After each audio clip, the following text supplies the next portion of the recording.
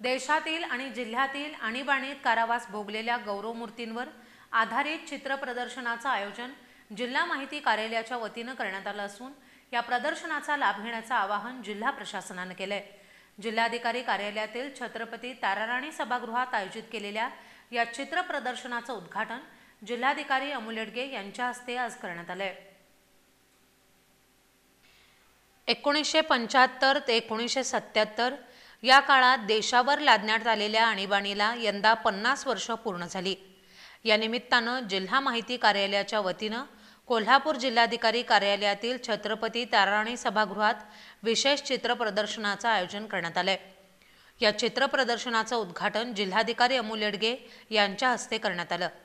यावेळी उपजिल्हाधिकारी डॉक्टर संपत खिलारी, विभागीय माहिती कार्यालयाचे उपसंचालक प्रवीण टाके, जिल्हा माहिती अधिकारी सचिन अडसूळ तसंच तहसीलदार स्वप्नील पवार उपस्थित होते।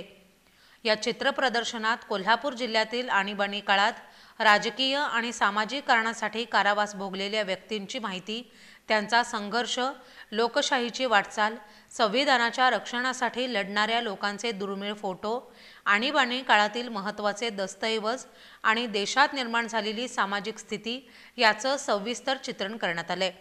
हे प्रदर्शन 25 जूनपासून पुढील 30 दिवस सर्व नागरिकांसाठी खुलं असून लोकशाहीच्या इतिहासात रस असणाऱ्या प्रत्येक नागरिकानं या प्रदर्शनाला भेट द्यावी असं आवाहन जिल्हा प्रशासनानं केलंय।